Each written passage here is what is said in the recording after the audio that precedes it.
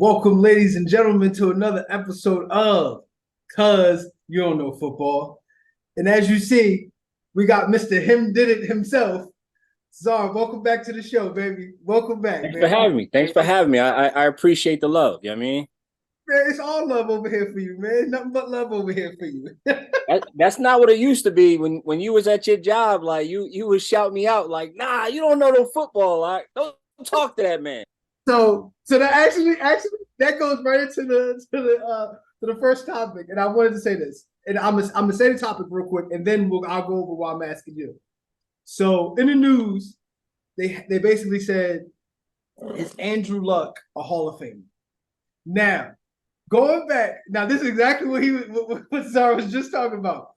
See, y'all, I have an old life. See, I get to tell people now I have a past life, just to let you know. So in my past life, I worked in the hospital. Me and this man right here, we would go back and forth because there was patients that I was taking care of, and he was making sure the person didn't come finish what they started to in the first place. We'll keep that under wraps. Those are HIPAA violations. But one of the things that we talked about in length and very loudly in the hospital was about Andrew Luck. So, of course, I got to bring you on here and ask you what you think about Andrew Luck and the possibility of him being a Hall of Famer, and what do you think about how you feel about that? I gotta start this off like this. In the most respectful way possible. Hell no. Yeah, that's saying that means Hell disrespect no. is coming. No disrespect intended. In a microcosm of football, he was a top tier offensive threat. He was a great football player, teetering on that Tom Brady, Peyton Manning type ability. But when you look at on the grander scheme of things, his sample size is too small. He has 7 seasons in the NFL, one of which was injured, so it's technically 6 seasons in the NFL. He had 4 times he threw for 4,000 yards, 4 Pro Bowls, really great stats when he was on the field. High touchdown, low interceptions, high completion rate, very high QBR. If his career was twice as long or like 60% longer, we'd have something to talk about. But having 6 seasons, and one of them is a rookie season, and I want to say he only played 7 games in another season. Him with the early retirement, there's no way I can see him being. Because you told me this was going to be the topic, I found this this thing. It's called a Pro Football Reference. Has the basically they have a metric to tell you like what the chance of someone making it to Hall of Fame is, right?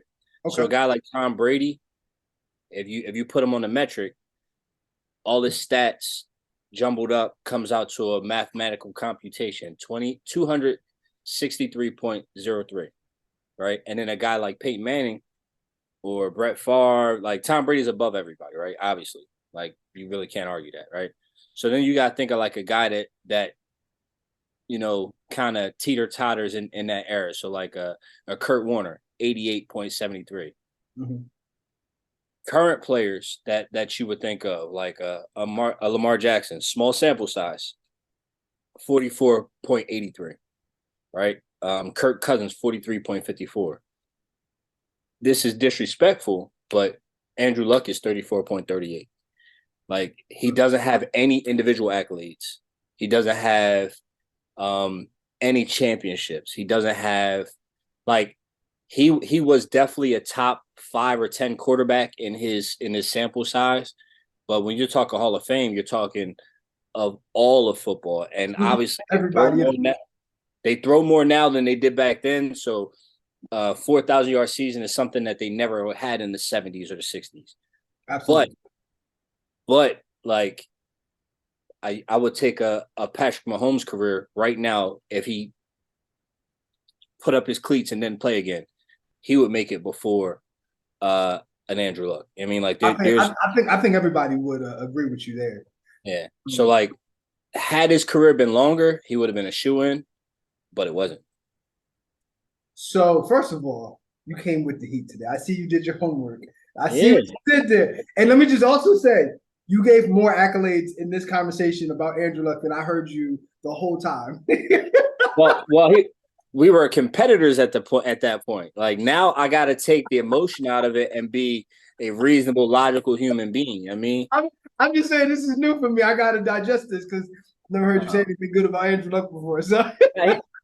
No, I wouldn't say my man's all right, but like I wouldn't say that like because you had him in the Hall of Fame back then, and I'm like, nah. No, I had him. No, I said he was easily a top 5 quarterback. That was what I said.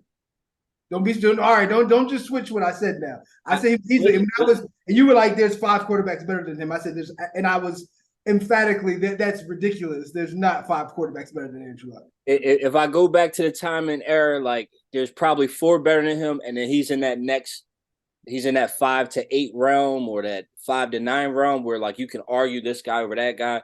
Like I think it was probably because like you're talking Andrew Luck and I'm talking Joe Flacco, where individually Andrew Luck's probably better, but like Joe Flacco just had that it factor. So like we have no it factor. He had it meaning wide receivers that bailed him out every week, and it being that defense led by Ray Lewis and Ed Reed. I can give you the defense. I give you the defense.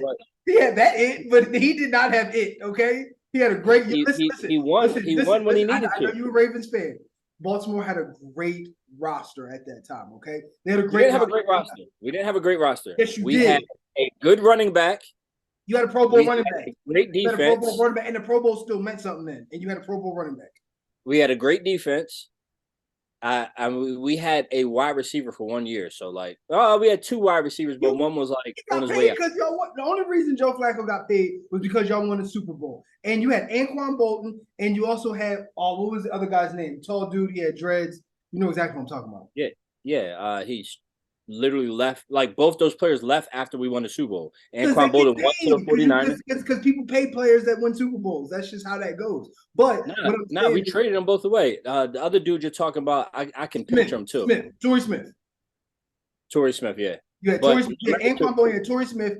You had the tight end. No, absolutely not. He had a great roster. I'm not. Listen, there's not too many quarterbacks. Teacher. You forgot to There's not too many quarterbacks that would not have won the Super Bowl with that roster. If they were good, if they were anything good, there's not too many quarterbacks that would not have won the Super Bowl with that roster.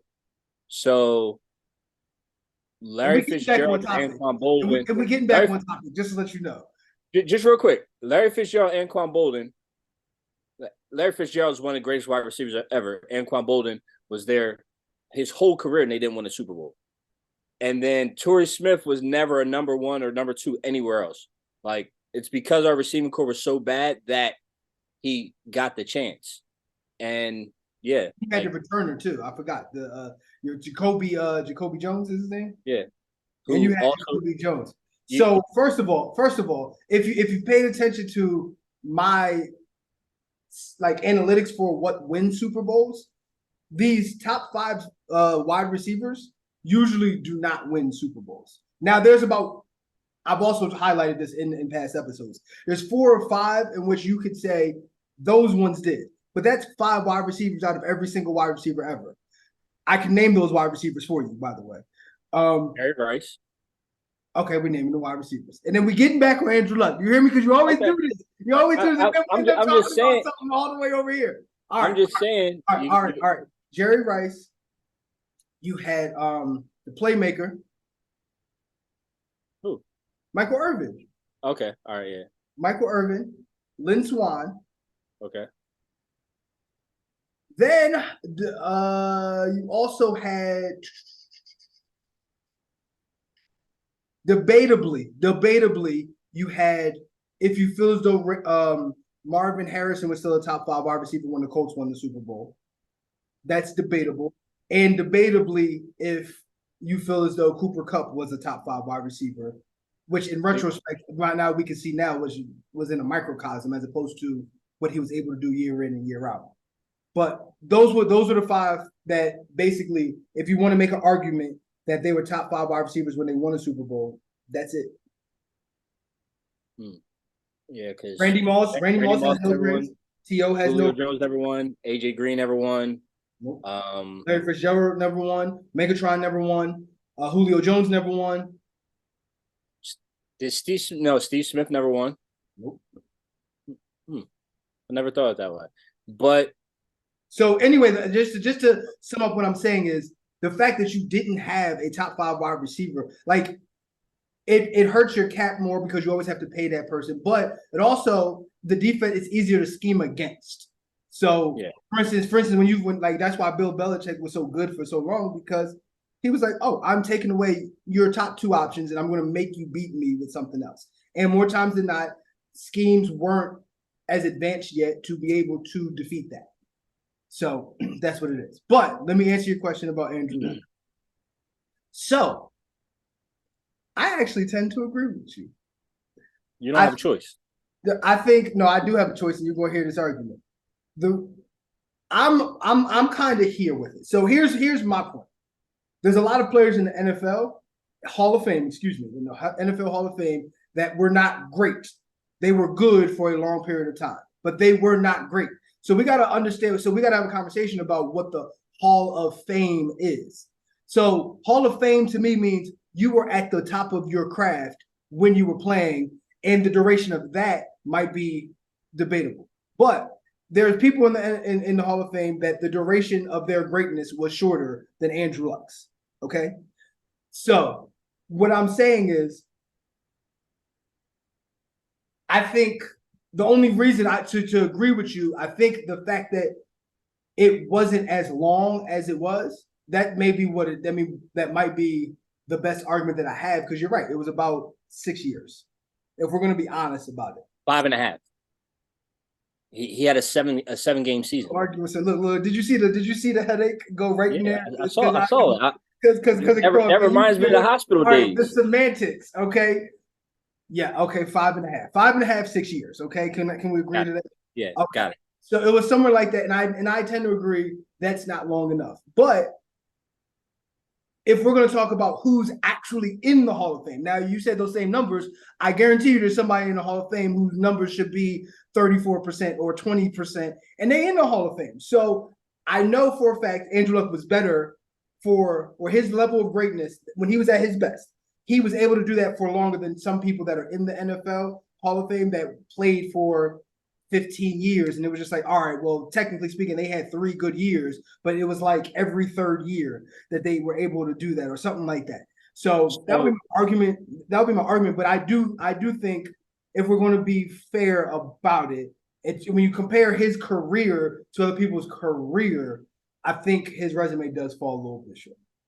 So just to be fair, they must weight this because clearly, like his 24,000 yards is probably more than 18-year career 30 years ago, right?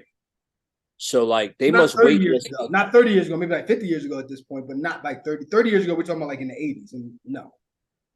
That's comparable. But like a guy like Terry Bradshaw, I don't think he ever threw more than 2,000 yards a season. You know what I'm saying? So that'd be 12 seasons. Okay. To get to where Andrew Luck was. You know what I'm saying? Like I'm just trying to like this. Okay. This thing must weight like against your era. Mm-hmm. So in his era quarterbacks, like he was a better quarterback, but mm-hmm. like I don't know, like he still never broke an individual accolade. You know what I mean? Like that Pro Bowl, I guess it holds weight, but there's also other quarterbacks that make the Pro Bowl. Right. No, what I'm saying is like to exactly what you just said. If you use somebody like a Terry Bradshaw, like it would take him 12 years to do what Andrew Luck did in 6 years if we're just talking stats. So that's my point to where I'm kind of fringe, but I don't have much of an argument that it was for 6 years. So great 6 years. It was a great 6 years, but it was about like 5 or 6 years. So, for instance, Terry Bradshaw's at 95.69, and Andrew Luck with one more season would have surpassed him in his total amount of yards. You know what I'm saying?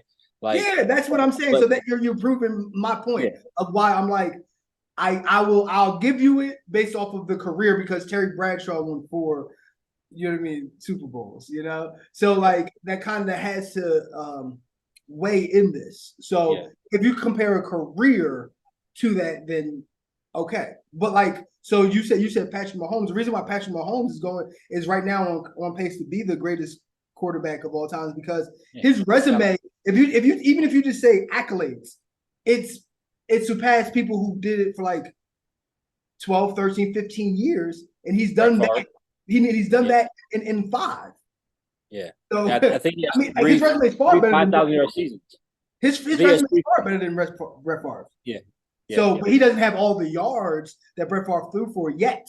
But of course, you could see that. So, like, that's all I'm saying. So, so that's what it is. So, but no, I like that stat. That stat was a difficult one to look at in terms of his percentage and stuff like that. I like that. Okay, that wasn't as bad as I thought it was going to be. I'm gonna be honest with you. Because going into the second topic, which is like overrated, just brushing up on overrated, underrated players. I expect you to say nothing but overrated about Andrew Luck. But moving on, talking about the overrated, underrated players that we talked about last week. Now, when I brought it up, Zara was like, "Yo, let me get on there. We got to talk about that. We got to brush back up on that." So I said, "Of course, let's bring it up. Let's bring it up." So I wanted to hear. So just to fill you in, last week I basically just went off of what the NFL sites in terms of what they talk about: Bleacher Report, PFF, ESPN, NFL.com, like, things like that. And I was just giving my opinion on what they thought was the overrated, underrated players, and also players that were in a make or break year. So I'm curious to hear your list and where you stand with it. My list it's been the same. The overrated has been the same player since he got drafted. Mm-hmm. Baker Mayfield, the gunslinger, he talks a good game. He really do. This guy is I don't know who to compare him to. Like, this guy is the greatest shit talker in the history of the world. Like, and he never backs it up. About him. I had so many. I don't know why people thought that he should have gone number one, and even when he did, like, people undervalued that the best season that Cleveland had with him. They asked him to throw the ball less than the year before that. So they said, we're going to be more successful if you hand the ball off and if you just do short passes and we ain't got to ask you to do much. The less that we have to ask you to do, the better we're going to be. And it got so highlighted over it. And I'm like, why don't y'all like act like that's what it is? But go ahead, bro. So it's crazy to me because like, my man had one of the most uber talented rosters in football and didn't do anything with them. Like, you was just talking about Joe Flacco, right? And I just want to just throw this in there real quick. You got to give him a little something because he's from New Jersey. He's from Jersey. He's like Jersey Joe Flacco. That's like you. Go ahead, guys. But I feel like no one ever hold him accountable for underachieving with what he had. He had Odell B in his prime. He had Nick Chubb. He had all these players. And then they went out and got these players on defense, and he still couldn't win. You know what I mean? But if anybody's overrated, like, and he got paid, and he gets hella chances. Nobody else gets this many chances. Like, I agree with you. I don't think Baker Mayfield ever held the bust title. I don't think people be like, oh, he's one of the biggest busts of all time. And he clearly is. And I feel like the only reason they say that is because we know that the evaluation process failed and they looked at him as something better than he actually was. And a lot of people already knew he wasn't that good. Yeah, he's garb. And I don't know, like, and I hate to say somebody's garb. Like, he obviously had ability, he had talent, he did it in Oklahoma, he did it, like, but he got to the league and, you know, he's like Johnny Manziel, but like they realized and cut ties very early with Johnny Manziel. Like, let me ask you a question. If you have Baker Mayfield and Johnny Manziel, who would you take? Like, to draft, or like my team's down on quarterbacks and I'm picking up a quarterback? I feel like it's the same answer, but it's not the same answer, because if I'm drafting a player, I feel like I know that there's an upside to you and there's things I can fix that you're doing wrong. if my back's against the wall and it's like, it's like you at the club, it's murmur, it's 3 a.m. the lights about to come on, He like just brought up an you got you Atlantic City scrambling to club. find somebody to take home. Hold on, is Murmur still there? Hold on, Nah, is Murmur... Murmur's dead. Murmur's dead. I just had to throw that in there. You know what I mean? So, But bro, he's brought me back to 21. I Okay, mean, all like, right, go ahead. it's a difference when your back's against the wall. Like, I feel like, know what I know now, I would take Johnny Manziel because at least I agree. I wanted to know what you would say. I totally agree. I've seen Baker Mayfield not do it many different times with all the talent in the world. I've never seen Johnny Manziel fail that much. With You know what I real mean? Like, talent. you know And what I I mean? don't think Like, he would do great with real talent, but I think he's I better than tend to Baker. think, yeah, I think his skill set is higher. His Yeah. ceiling is higher than Baker. And he has that mobility that Baker don't have. Like Baker, see, here's the thing: like you 6 foot, you undersized, you 6'1". They don't mention it. Like he's not that tall, he's not that big, he's injury prone. He throws a lot of interceptions, and you could tell that a lot of it ain't ability. A lot of it is psychological. You could tell that when he messes up, he's in his own head, and it damages the game, like going forward. I mean, like when Odell Beckham made those statements, you saw his production go down. Mm-hmm. You saw how he was like he was pouting, and like you getting paid millions, you can't pout, fam. Got you. Okay, cool. So, Now, so did you have anybody else on your list, or nah, that's it. That's it. okay? So actually, my overrated player that I said, and I've been getting comments and stuff ever since. Cooper Kupp. That's exactly who I think is overrated. Now, brave man. listen, that's Brave fine. man. That's fine because you've seen great wide receivers when they're at their peaks or when the team is at their peak and when they aren't doing well. So, like for instance, you can see Megatron when Detroit actually had a roster that could go to the playoffs, and you saw them when they were winning 4 games. You've seen him on both sides of that. It didn't. You could clearly see that. Okay, the rest of the team is just really that bad because there's formations that have to be done to stop him, and it's like 2 men over there and clearly saying I can't do this, and they still can't stop him. So greatness shows itself, I think, over a period of time, and I think a lot of NFL players have had a great year or two, but not too many people have been able to have sustained success. And I think I'm not taking away from what he did that year when they won the Super Bowl and everything. I'm not taking away from it, but I don't think he'll ever do it again. I don't think he'll ever do it again because or come close to it.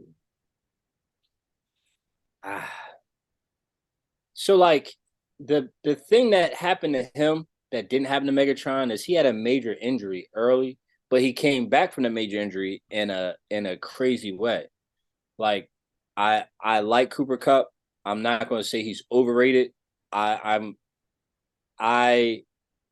was one of those guys who didn't believe Are it. there 5 wide receivers better than Cooper Kupp? Yes or no? Absolutely. Okay, Absolutely. There's a lot of people who would ask that same question, and the answer to that would be no. See, you said it was absolutely, and a lot of people would say no. I'm just thinking, could I argue Cooper Kupp in the top 5? Like,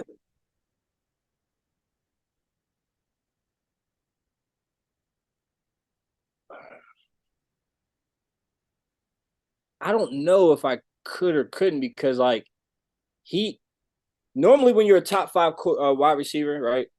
You have stability in your position because either your head coach, your offense coordinator, or your quarterback don't change, right? You're a top 5 receiver, and the issues aren't offensively, or they're not in the passing game. The issues are in the running game or on the defense.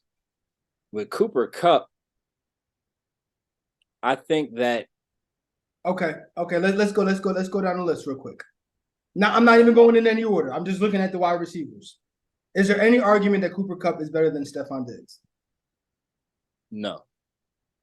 Is there any argument that that Cooper Kupp is better than Devontae Adams? Devontae Adams? it's taking so long? It's not. Nah, No, there's no nah, argument. he had a down year last year, didn't he? Head down year, and he still had like 1,400 yards receiving. Okay, all right then. Yeah, In no, a down year, yes. In a down year, yeah. You're absolutely I right. know, but That's my point. Hold on, but that's my I point. Hold on, but that's my point. Devontae Adams, I would say, is great because in a down year, he spent up 1,400. It just had, when you look at it, it didn't mean what it meant when he was with the Packers. But that was his down year. You're absolutely right. no. My thing was I know he had the Aaron Rodgers throwing to him, so like he had a better quarterback, but his down year with the worst quarterback was still better. All right, I get it. Like, Okay, so let's keep going. Is there any argument that Cooper Kupp is better than Tyreek Hill? no, Is there any argument that Cooper Kupp is better than Justin Jefferson? no, Is there any argument that he's better than Jamar Chase? no. Okay, so that automatically puts him outside of the top 5. There's no argument. Now is he in the top 10? Is an argument. Like, for instance, is he better than AJ Brown? I don't think so, but I don't think so either. But that's even 6 right there. I think that comes closer. You know what I mean? Is so like, all right, is Cooper Waddle? You got is Cooper Kupp better than DK Metcalf? I like DK Metcalf way better. He might have had I don't know the numbers, but he probably has better numbers than DK. I think he absolutely did. He had 1,800 yards receiving one year that year. So absolutely the numbers are better. So there's an argument with DK. I think DK is better, but there's an actual argument. But they also have different styles too. Right. So like, for instance, like, is he better than Amari Cooper? I think so. Okay, so he's somewhere in the top 10, but people keep arguing with me that he's in the top 5. And I'm like, there's not even an argument to be made for him in any of the top 5 wide receivers. So that's my point of why I think he's so overrated. Okay. All right. So then who did you say was underrated? Underrated. I'm gonna go with the boy Jared Goff. Like, I don't like how they did him. Like, he was doing fine with the Rams. They went to the Super Bowl, they lost. Like, you don't win them all. He had a down year, and then they traded him for somebody who I personally like. I guess when you look at his numbers, he don't look that bad. But then if you look at year 2, like, they gave him so much talent around him that he couldn't fail. You mean, like, he had to win that Super Bowl. They beefed up the defense, beefed up the offense, and now he's like running around here talking like he's one of the Manning brothers who, like, I don't believe in Eli, but Matthew Stafford. For those who understand, you're talking about Matthew Stafford. I don't understand why. Like, I don't think Matthew Stafford is that much better than Jared Goff, and like, and I feel like Jared Goff proved himself, and everybody left him out in the wash. Like, they sent him to Detroit to die. I mean, they sent him. Yes, they did. Yes, they did. And he refused to die. So I agree with you. I think he's the best candidate for who's underrated, but I do think he got better. And I think at the time, I think you'd be hard pressed to say that Matthew Stafford wasn't better than him, just in terms of what he could do. Matthew Stafford has a stronger arm. Matthew Stafford had less talent, like, pretty much the whole time outside of Megatron. Whoever else was on that team is whoever else was on that team. Yeah, but I don't. Just like in the Super Bowl, it wasn't Matthew Stafford who won the game. It was Aaron Donald. You know what I'm saying? And then on top of Aaron Donald winning that game, you gave him Ramsey on this end. You beefed up the defensive line. I mean, like, that's what I'm saying. So a quarterback who has all of these characteristics that are exceptional, if you give them the opportunity to feel free to make a mistake, because it's not going to matter, that bodes better. What I'm saying is, so Matthew Stafford had comebacks in his career. I'm not saying Matthew Stafford is great. I'm saying he had comebacks in his career. I'm saying he was used to having less, and this was absolutely more talent than he ever had. And he had a defense that if he made a mistake, they were going to correct it. So I feel like at that time, you could absolutely see that. Right. But now, like for instance, for me, last year was Jared Goff's best season he ever had. They were doing stuff off of the capabilities of Jared Goff. Jared Goff had the best season that I've ever seen, and the growth that I've seen in him to go from a guy with potential that the potential probably was a little bit more than what his abilities were, to be a guy that says, okay, I'm gonna take what this is and we're gonna cook. You know what I mean? So that's why I bang with him. Like, I'm not a Jared Goff fan or anything, but I just feel like he got the raw end of the deal, and he's like the butt of the jokes. When I don't think the issue was Jared Goff. Like, honestly, I think the issue was they weren't good enough to win, and the only reason they won it wasn't because they got Matthew Stafford, is because they did so much other things to right the ship. Like, Aaron Donald is a monster, and then you put monsters around him. You know what I mean? Like, they just obviously, if it was still good, they would have been good last year too. You mean like nothing else changed? Okay. All right, cool. So let's talk a little bit about these players that are in a make or break year. Make or break year for me. I'm gonna go Jared Goff again. Like, you showed us something good. You're not a young quarterback no more. And I believe it's a contract year for him. And they drafted somebody. They drafted somebody, so he got the clock is running. They drafted Hendon Hooker from Tennessee. So the clock is running. I mean, he could end up in maybe a Tampa Bay or wherever Baker Mayfield got his 15th chance from. 15th. He got about 25, 30 chances at this point. You know what I mean? Like, they don't do all them quarterbacks like that though. Another make or break guy, and this is a guy that I've never understood why he's in the position he's in. I don't think he's good. I don't know why he got drafted. Kirk Cousins. It's a make or break year for him because I get Kirk Cousins. I actually get it. It depends on if you're talking about a Super Bowl, then I would say okay. But I actually do get Kirk Cousins. Why?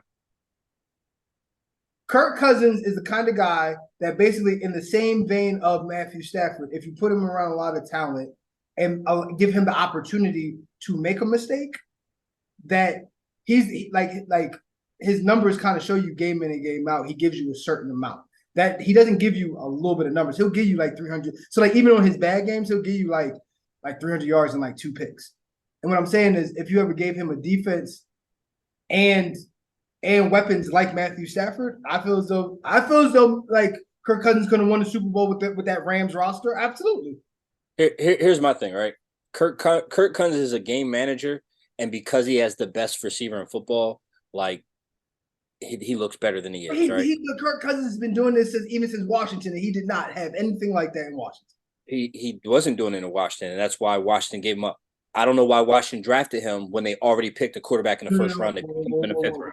He got a franchise tag like 3 years, which he never fought. So when you say that's why they gave him up, they tried to figure out the deal to bring him in, and he was there longer. So he was there longer than his rookie contract was up. Like, his rookie contract had been up for about like 3 or 4 years before they let him go. And it was just like, and the only reason they didn't bring him back again because of how much they were going to have to pay him.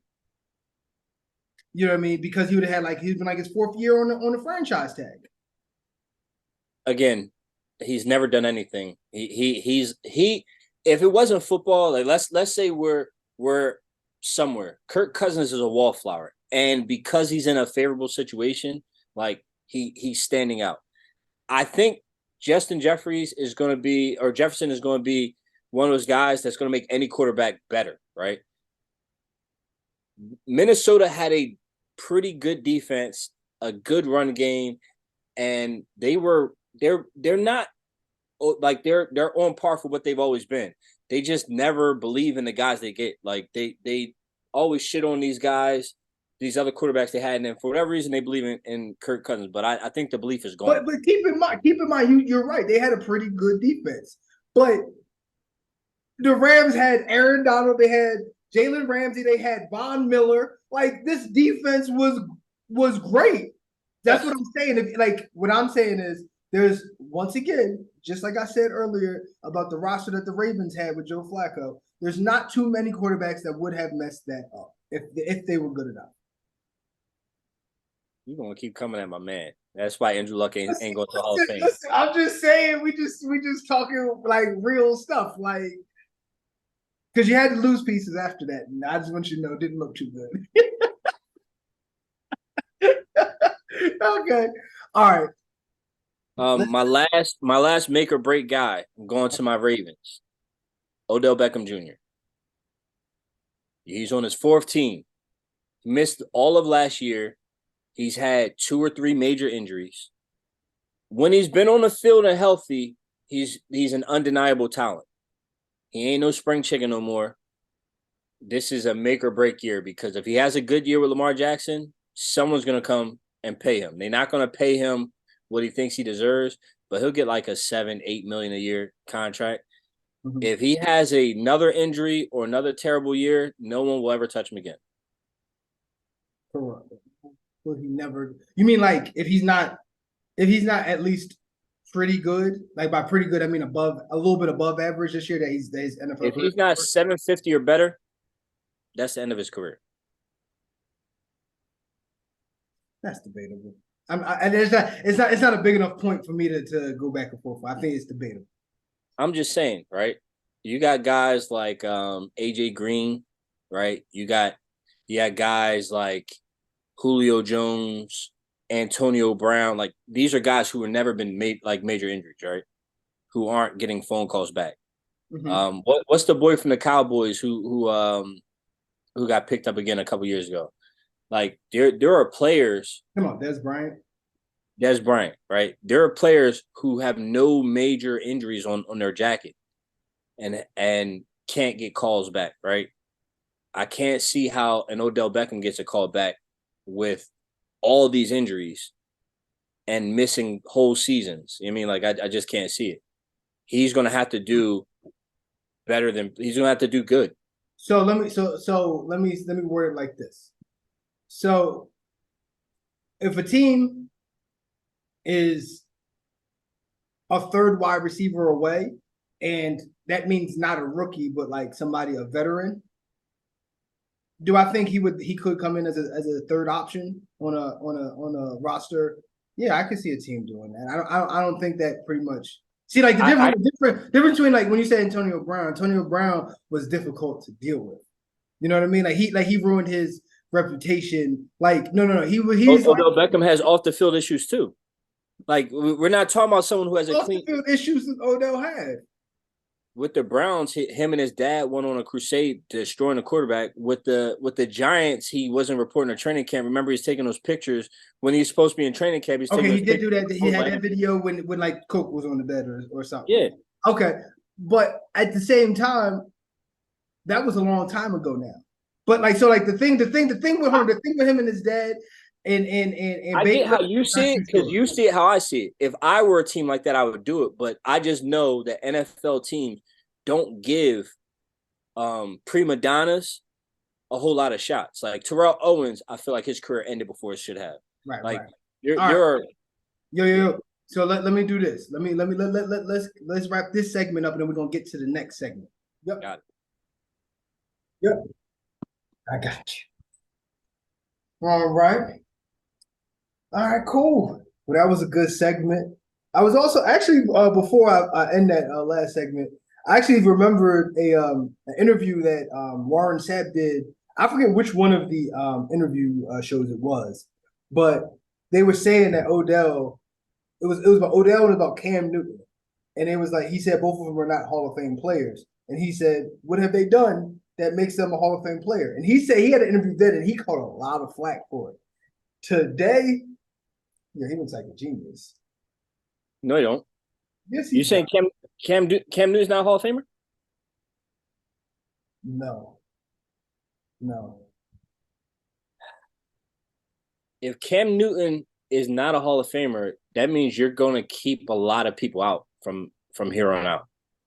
Like, so I think Cam Newton was really. How long was Cam Newton great for? Cam Newton was great. Cam Newton was great for about like 4 years. No. All right. So his rookie year up to the year that he won the MVP because they went to the Super Bowl. After that, he never had a great year. All right, so I just want to look at these stats. All right, he's not. You got to look at him. All right, so 1, 2, 3, 4, 5, 6, 7, 8. He had 8 3,000-yard seasons, one of which is a 4,000-yard season, right? But he was a dual threat quarterback, an MVP, went to a Super Bowl. That was the same year. I know, but these are individual accolades on top of. You mean like?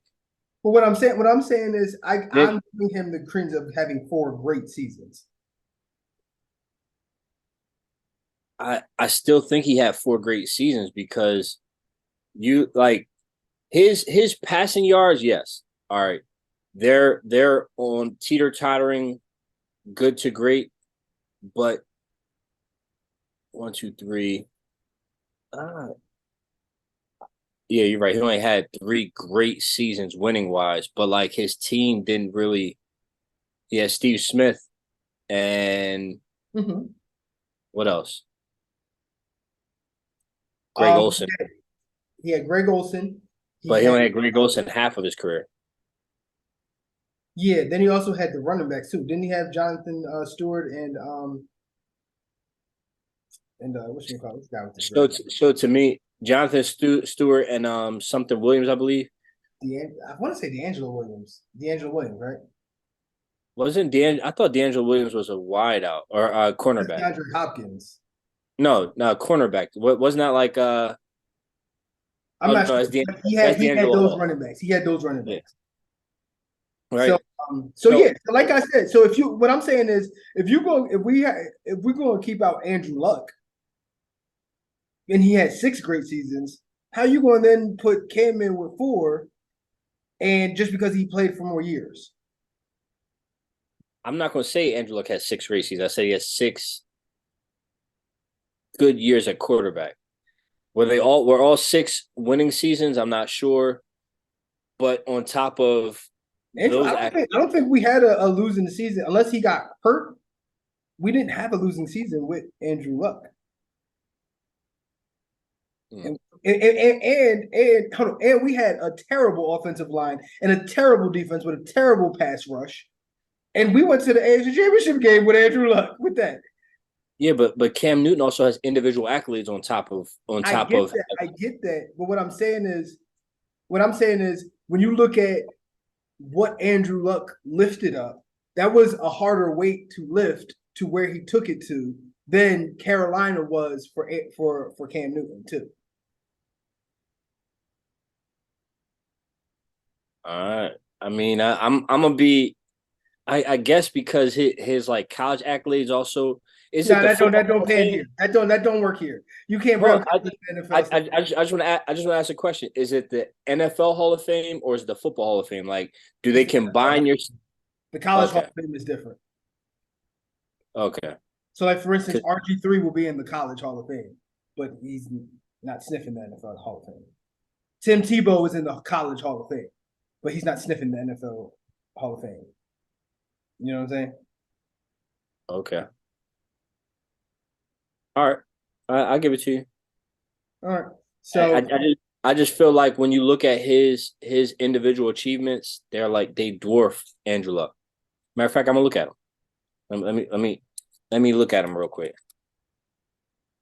Because look, when you look at Cam Newton, 2015 NFL MVP, 2015 NFL Offensive Player of the Year, 2016 NFL ESPY Award, PFWA MVP 2015. I don't know what that is. PFWA All NFL Team 2015, PFWA All NFC Team 2015, Burt Bell Award 2015, Rookie Team 2011. That's all Iron Award 2015. So I don't know what the award was in 2016, but all the rest of them, except for the Rookie Award in 2011, were all in 2015. And I'm saying he had 4 great years from 11 to 15. Yeah. That's what I'm saying. But what I'm saying is that's the extent of Cam Newton's where he was great.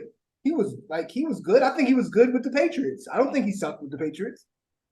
But So here goes Andrew Luck, 4 times Pro Bowl, NFL passing touchdowns leader 2014, comeback player of the year, and that's a Pro Bowl year. That's one of the Pro Bowl years, 2018. 2 AFC offensive player of the month, 5 AFC offensive player of the week. Like you don't count those, right? no, I'm not. Pepsi all rookie of the week. Now Cam Newton, I didn't finish it because well, he had the offensive rookie of the month 3 times, Pepsi rookie of the week, NFC player of the week 10 times. Well, we said we're not counting those, right? Yeah. Most combined touchdowns for a rookie, most combined yards for a rookie in NFL history. First rookie to pass for at least 4,000 yards. Like there's a little bit more. Most rushing touchdowns by a quarterback in NFL history, most passing yards, but like there's a lot more achievements. Like I didn't even get to all of them. So you're telling me you feel like Cam Newton is better than Andrew Luck? Oh, you know what? Hold on, I'm gonna go back to that. We got to conclude this because we got other stuff we got to talk about. My question is to you, because the next time you come on here, we can talk about that. Are you saying that Cam Newton was better than Andrew Luck? Yes. Okay, we got something to talk about the next time. I just want to say, going on that metric earlier, Cam Newton's a 70.5. He's ahead of Troy Aikman, Warren, Joe Namath, Len Dawson, Jim Kelly. Those are all Hall of Famers. A 70.5 isn't the. It's so not. You think Cam Newton was better than Jim Kelly? I didn't say that. I'm just going by this metric. Okay, but you're bringing up a number now. Now you're bringing up a number that sense needs to come in here. Are you saying that Cam Newton was better than Jim Kelly? No, I'm not saying that. Okay, so that number is bullshit then, okay? It's not bullshit. This is Pro Football References Hall of Fame statistic. I didn't come up with this, bro. But they have him between Joe Namath and Warren Moon. If what you're saying is that they said you didn't say this, that Cam Newton's chances of getting to the Hall of Fame were higher than Jim Kelly's, would we not agree that metric is incorrect? Jim Kelly didn't have a championship either, though. Yeah, but Jim Kelly went to the Super Bowl 4 times. Jim Kelly went to revolutionized the offense. Only up until let's say Peyton Manning. Did he win an MVP? Did he win an MVP? Yes. Yes. Yes. Okay. Get out of here with that, yo. How dare you? Okay, Andrew Luck's not better than Jim Kelly either. Okay, I just want to put that out there.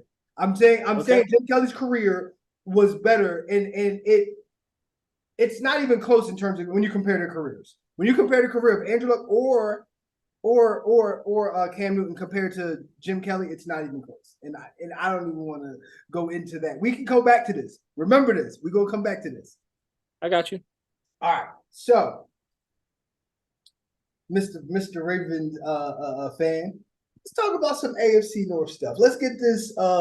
Let's start the preview. You know, like now that you've seen the show, you know what I mean, because you don't know football, we've talked about, we led you from the draft. We've gone into like the off-season programs. You see who got traded, who got released, who got picked up, where players went. You know where stuff is.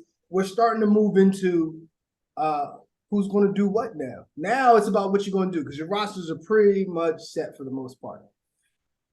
So let's talk about the AFC North. Who's going to do what? So you have the Ravens. We got your Ravens. We got the Steelers. We got the Browns, and we had the Bengals. This could be the best division in football this year. Yes, I'm kind of nervous to see. I feel like we have 4. I think we have 3. We have 2 definitely great quarterbacks. We might have 3 teeter-totter and 4. What we saw from the Steelers and Kenny Pickett last year, he won 5 of his last 6 games. We got to see his progression. We got to see his progression. I mean, although his one win was against the Ravens, they were depleted and whatever. Kenny Pickett might be the next in line of great Steelers quarterbacks. Like, I'm not going to be a hater. I don't like the Steelers. I don't like the terrible towel, but I'll take my division over any division in football. Deshaun Watson is going to be back with a full all season, well rested. And then people are like, oh, he hasn't played in 2 years. But I'm like, well, we saw the same thing with Michael Vick, and those years didn't hurt him because he didn't take any of it. Listen, I think Michael Vick would tell you he was the best version of himself was that Philadelphia version. Yeah. I think Michael Vick would tell you that. I feel like Lamar Jackson feeling appreciated is going to show on the field. And I feel like Joe Burrow is he's a real deal. It sucks for him that he has to go against Patrick Mahomes boy, but Joe Burrow is the real deal. And it's crazy. He's the second best quarterback in football. He's definitely top 5.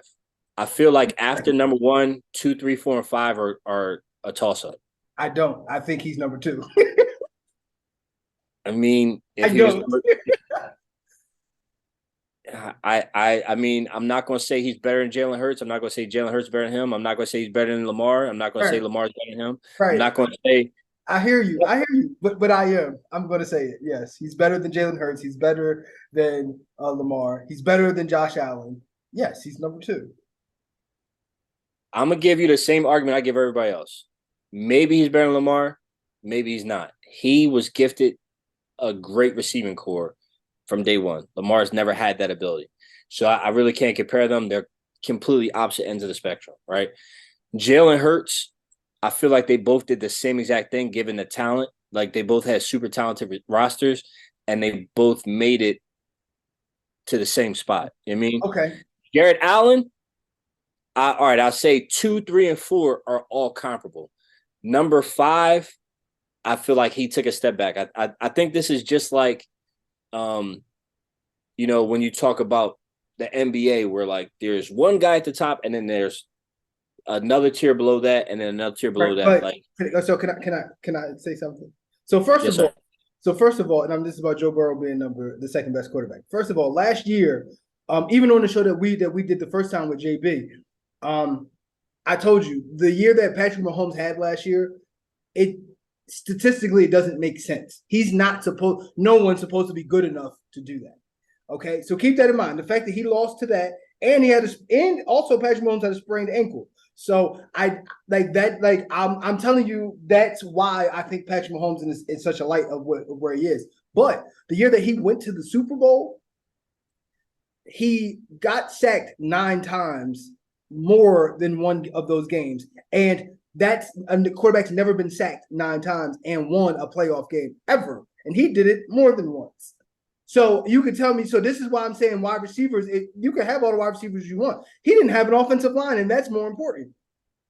His offensive line sucked, and he took that to not only his offensive line, but his pass rush wasn't good that year, which is why they went out and signed Trey Hendrickson in the offseason. So his defense wasn't bad, but he had a sucky pass rush, he had a sucky O-line, and he took that to the Super Bowl with a rookie, and that was what we call Jamar Chase's rookie year. So with a rookie rookie wide receiver, yeah, he had a lot on his back to be able to do that. None of those other quarterbacks did that, period. Okay. Eventually, being put on your ass so much is going to diminish who you are as a quarterback. With you. Eventually. Andrew Luck is the exact answer of that. With that said, he picked up, I like quarterbacks that pick something up. I like quarterbacks that put stuff on their shoulders and say, whatever this is, Jared Goff did that last year. They said, just put it here. I got it. We'll make it work. Just give me the scheme. We're going to scheme this a little better. Let me do a little audible here. What I'm saying is, stop with the Joe Burrow stuff. Joe Burrow is the second best quarterback in the NFL. And we'll see. But go ahead. Keep going. I'm being as impartial as possible. I'll say he can be second best. You're saying Lamar is there. You're only saying it because you like Lamar better. No, I'm only saying it because Lamar never had anything. Like Lamar's offensive line could be just as bad. It's just he's not waiting to find out. Like you don't know that. Like just because you're going to sit in a pocket and receive the abuse does not mean that you're better than the next guy. Because So you're telling me that a boxer who can get punched in the face 30 times is better than a guy who can dodge the punches? It don't work like that. Like I get your All point, right, but in your there's comparison, opposite you're missing the fact that Joe Burrow went to the AFC Championship game twice, and Lamar Jackson's never been there. He went to a Super Bowl once. You still have to be able to get the ball downfield. Like all I'm saying is like in your comparison, no, a boxer that gets punched in the face more or can take a hit better does not make him better than a guy who could dodge it more. But what I'm saying is, if the guy who gets punched in the face more has titles, which he doesn't. He has the AFC Championship. That don't count. No, like that how many Hall of Famers have the AFC? That's fine. Super Bowl count. I want you. The Super Bowl count. You win the AFC Championship game, it don't mean nothing. Okay, I got it. If you lose the AFC game, it don't mean nothing. If you win it, you still don't mean nothing. You got to win a Super Bowl. It doesn't mean nothing. I got it. And them championship games, the Final Four teams, that don't mean shit. I got it. Right? Got it. But what does mean something is what? Winning the Super Bowl means something.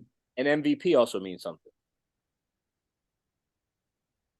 More than winning an AFC Championship game? No, more than winning an AFC title. So hold on. Does winning an MVP matter more? Does it weigh more than winning the AFC Championship game? Yes. I can tell you a lot of MVPs that wish they would give back that MVP to win the NFC or AFC Championship game. And to lose a Super Bowl at the same time? I'm telling you, there are a lot of NFL MVPs that would give their MVP back to win the NFC and AFC Championship game. I don't care winning the Super Bowl, yes, and losing the Super Bowl, yes. And know they lose the Super Bowl. Yes. Like that's insane.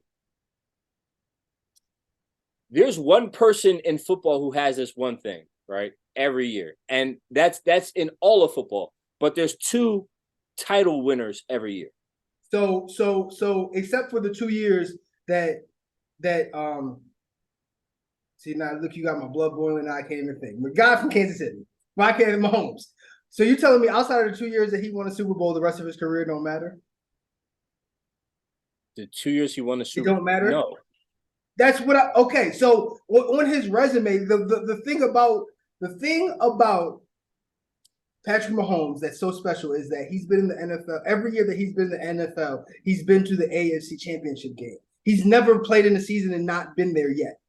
That's crazy because he's been doing it. Now we're at like year 5. Now, if he was falling short in the first round or losing the first round, that'd be one thing. But he's always getting there. The final 4 teams, that says a lot. So, like when an Eagles fan says Donovan McNabb won the NFC East title 12 years or 10 years in a row, I mean, does that mean something? No. Yes, like it does. It doesn't. That doesn't bolster your claim to the Hall of Fame. That doesn't bolster. He went to the NFC Championship game 5 times in 10 years. That means a lot. The more important thing is he's won MVPs and Super Bowls. Like AFC Championship game. So you weigh Lamar's number 3. I get it. So you weigh Lamar's 1 MVP over Joe Burrow's 2 AFC Championship game appearances because he didn't win a Super Bowl. Yeah. AFC Championship game appearance also doesn't mean anything. Maybe winning the AFC Championship game because you go to a Super Bowl means something, but going to the AFC title game means something now. So yes, it does mean something. It doesn't. You still lost. Okay. All right. Keep going. Keep talking. All right. I'm loving it. Now you asked me about the AFC East, right? AFC North. AFC North. I'm bugging. AFC North. I said NFC East. AFC North. I'm gonna rank them. Talk about McNabb and stuff. Then you went over there. I'm gonna rank them like this. It's the Bengals to lose. They're number 1 in my division because they've been on top of the mountain. They had one weakness, and I feel like they tried to address it, and they didn't completely address it, but it hasn't hurt them yet. You know what I mean? Like, that offensive line is atrocious. And I feel like I want to say their offensive line is still ranked pretty low. They're like going into the season, and I'll tell you right now, they're ranked 17th They picked up Orlando Brown Jr. left tackle. And hopefully well, impartially, hopefully that's gonna make them better, but I'm not 100% sure that that's all they need. Like, your quarterback's already had his knee reconstructed, and EFF has them 17. Yeah. Huh? EFF has them 17. Yes. Then I'm gonna go obviously with the Ravens. I feel like the Ravens are in a good place, and no matter how you look at it, they finally put receivers up. I'm not a believer in Odell Beckham Jr., but just the gesture was good enough for me. Zay Flowers is a number 2. And then they have Andrews. Huh? Got Mark Andrews still. Mark Andrews, yes. I feel like the Ravens have the best run offense out of anybody in the AFC North. And who else do we got? We got Zay Flowers, Mark Andrews, Odell Beckham Jr., and Rashad Bateman. Then behind him, we have a little bit of depth with Devin Duvernay and Nelson Aguilar. I like the J.K. Dobbins, Gus Edwards. I like the Tyler Huntley behind Lamar Jackson. And on the defensive end, which is uber important, Raekwon Smith, he gives a lot of juice to that defense. He's a run stopper. We signed him long term. And we got the best kicker in football. Like, obviously, I believe that the Bengals are more talented. Joe Mixon, I don't know how much longer Joe Mixon is going to be good. Jamar Chase, T. Higgins, Tyler Boyd. I think that's going to be maybe a top 3 receiving core in football. They need help on that defense, and they need help on that offensive line. But next after that, I have the Cleveland Browns. I was a Deshaun Watson fan. Hopefully he can return to what he was before. I'm a big Nick Chubb fan. I'm not an Amari Cooper fan. I'm not Elijah Moore fan. I feel like outside of Amari Cooper, he puts up numbers. I feel like outside of Amari Cooper, I think the number 2 is going to be David Nyoko, right? Njoku. Yoku. I don't know how to pronounce that. I think it's Njoku. Okay.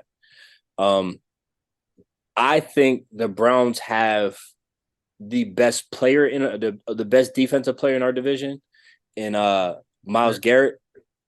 I'm afraid to see what Deshaun Watson can do. Like, before his injury, before his suspension, he was that guy. I mean, with the Steelers, I feel like, they're more of a defensive team now. Joey Porter Jr., I really like him. Minka Fitzpatrick, TJ Watt, he's all right. Kenny Pickett, maybe he'll hit a sophomore slump. Maybe we just saw a small sample size and he'll get better this year. I like Najee Harris. That's the thing about the AFC North. It's a lot of, yes, I agree. The Bengals, it is their division to lose. I agree. The Ravens should be the number 2 seed. But I think there's variables on the Steelers side and the Browns side that kind of say, if that comes together, I don't know if all of a sudden if the Ravens are the second best team in that division. I'm just saying, if things come together for the Browns, they could be the number 1 team. I don't see, all right, you got one of the premier pass rushers in football going head-to-head twice against Joe Burrow and that weak offensive line. No. All right. So here's what I mean by that. So the Steelers. So if usually or traditionally Steelers quarterbacks, you know what I mean? They're not a guy that you would say is definitively the best, guy. You know what I mean? I think it takes some years, and then some of them developed into that. But when you look at Terry Bradshaw and you look at Ben Roethlisberger, they weren't good as like at first. You know what I mean? Like they developed into it. Now, if Kenny Pickett pulls it together, now in that situation, I do think as a total defense, the Steelers have the best defense in that division. So if now all of a sudden they have the best defense and a comparable quarterback, who's to say that the Steelers won't make it? And I'm not saying that he will be the second or the second best quarterback or the third best quarterback in the division. That's not what I'm saying. What I'm saying is if he pulls it together and they play Steeler football, which means your points come down and we're fine beating you 10-7. See, I would differ there because I still think the Ravens have the best complete defense.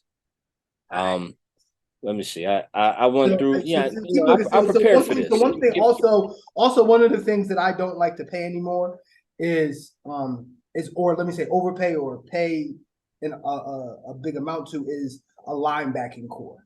I don't think it bodes the results that us when we were growing up that you having like a top 5 middle linebacker meant for you. So like you having Patrick Queen and him being paid as much as he's being paid. No, he's not getting paid. Raekwon Smith. Excuse me. Yeah. Roquan Smith is but he's getting paid. Like he's breaking the bank. And I think that's the wrong position to invest a lot of money into. No, that's the absolute right position to put a lot of money into. Like okay, so, we can play the same game that I played from before. Give me the Super Bowl winners. If we're talking about Super Bowl, if we're talking about culture, that's a different conversation. You're talking about Super Bowl. Give me these linebackers. Give me a linebacking core or a team that had a top 5 linebacker, and they were winning the Super Bowl. Ravens, Steelers. I'm talking about now. No. I'm not talking about when we were growing up. I'm talking about now. Like in the last let's say 10 years. In the last 10 years. Because the league has switched. What I'm saying is the league has switched within that time. You know what I mean? And it's different. Hold on. So I got so like linebacker cores. Let's go in some of the great linebacker cores. So the last one that I can remember winning a Super Bowl with a linebacker that was like a top 5, debatably is once again your Baltimore Ravens. That was Ray Lewis's last year. So I don't know if like factually he was a top 5, but like his name and who he is it reigns supreme. But on the other side of that, also keep in mind they had Navarro Bowman and Patrick Willis. Never won a Super Bowl. Even keep after that. Remember the Panthers when they had Luke Kuechly and Luke Kuechly. What was the other? Thomas Davis. It's tough because like some of these guys are linebackers, but technically they're defensive ends. But that's Von Miller, and those are pass rushers. So if they're that's a pass rusher. So like Michael Parsons is that. He's not like to look at him as a linebacker. I think is a stretch. His impact is in getting to the pass. Is in getting to the quarterback. That's his strength. Okay, so that's what it is. But with that said, I'm saying these linebackers are not I've been critical of it. But I've been critical of it with the Colts too. Like we paid Shaq Leonard all this money, and I'm like, I feel as though we're gonna have to get off that contract if we're really going to be serious about a Super Bowl. All right, but my Ravens was in the last 10 years. It was 2013, so that would be the last one. So the extent of it. Okay, so I named them. So give me a second. In the last 10 years, I guess it hasn't been any. Well, that's kind of my point. So like you're either gonna look at it and say this is history, or you're gonna say this is now the new trend. And I would bet my bet is the new trend is not necessarily having a great middle linebacker. I still think you need someone to put. You either have to have a great middle linebacker or a great safety. No, I put money in. These are positions that are like it doesn't matter. Like it's not mattering in the bigger scheme of things. So what position do you put money in? Pass rushers, cornerbacks, offensive line, quarterback.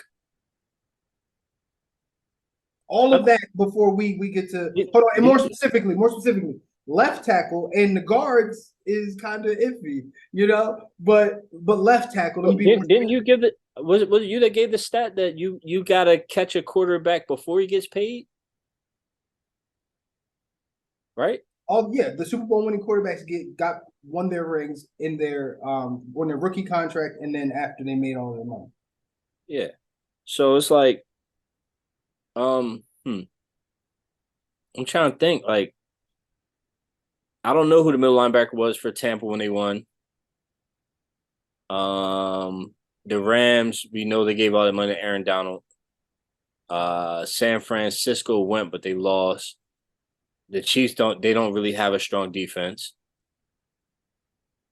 Um, who was the? I don't know who the Patriots middle linebacker was. When they won the Super Bowl last, Yeah, they're not I known for think having I think it was Gerard Mayo. I could be wrong about that, but I think it was Gerard Mayo. Patrick Chung. Is that his name? No. He was a safety. Um, then you got the Broncos with Von Miller and them. But once again, he was his identity is pass rusher. Yeah, you're right. I just always thought that they paid that linebacker not so much as a run stopper, but because he can read the defenses and put people in position. Like No, I that, totally get it. I totally get it. Like but when there's not many middle linebackers who can actually do that though. Like some and middle I'm linebackers. saying even the ones that can, it's not in the grander scheme of things, it's not mattering. Got it. So that's all I'm saying. Like, so all I'm saying is going back to what I was saying in terms of Kenny Pickett, the Steelers don't have big contracts in bad places. You know what I mean? So I like their defense more. And I think the upside of that defense is more revolved around the pass rush more than a complete just like stopping. Like you guys are better at just like, all right, y'all can get more punts. Like y'all are going to get more punts, but the Steelers might get more sacks and turnovers. So let's finish this one up. So so basically you got the Bengals basically winning the division. You got your Ravens being in second, and then you have the Browns being third. Okay, and then you got the Steelers being the worst. See, I think the crazy thing, I think y'all legitimately have 4 teams in that division where any two of those could go to the playoffs, and I don't think 3 of those teams will. I think it's hard for me to imagine. I think it's harder for me to imagine the Ravens not going than the other 2, and I would agree with that.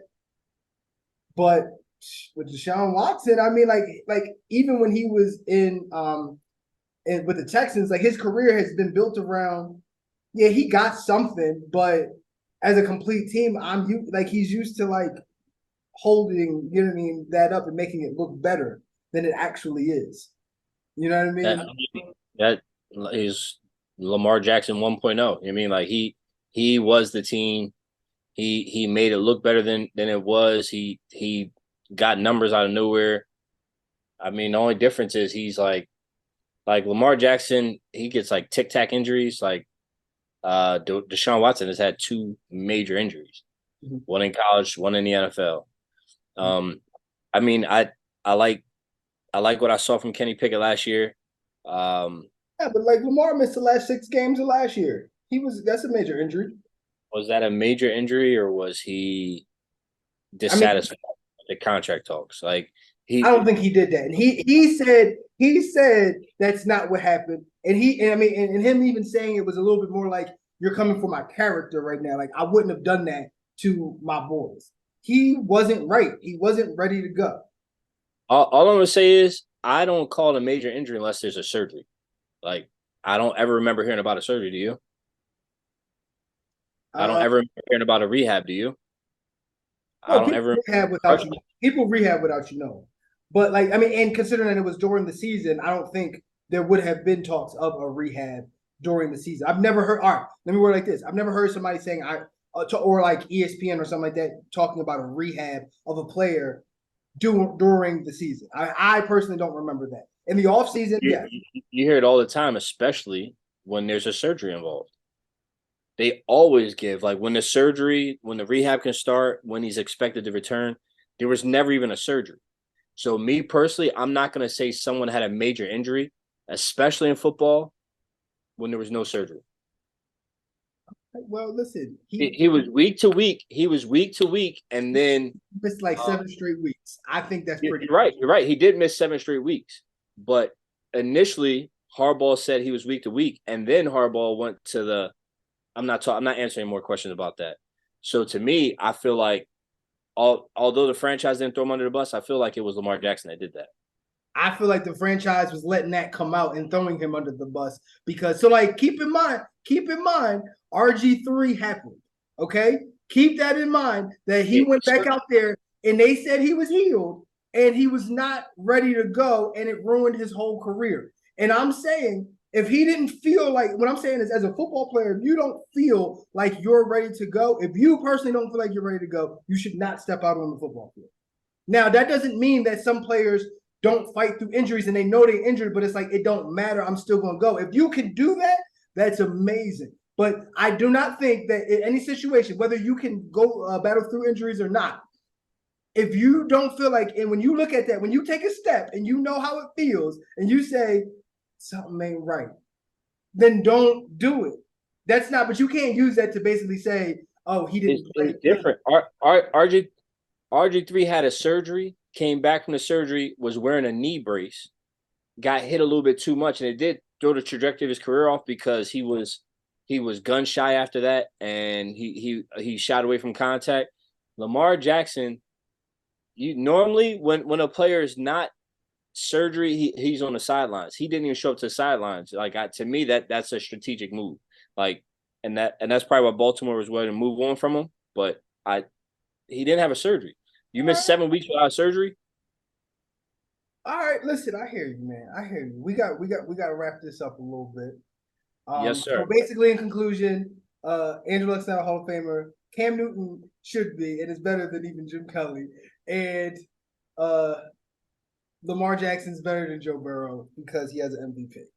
And even though he went Super Bowl twice. I got it. We could talk more. Listen, we're gonna have you back on the show. We gotta wrap this up. Believe me, you coming back. We gonna wrap this again. All right. So once again, guys, we want to thank you for tuning in. You can catch us again on YouTube, Spotify, Instagram, TikTok. We all over the place. So until the next time, sorry. Once again, cuz you don't know football. Thank you again for being on, man. We always appreciate you, bro. It's always love. Always appreciate it. Thank you. All right. Take care. All right. Take care.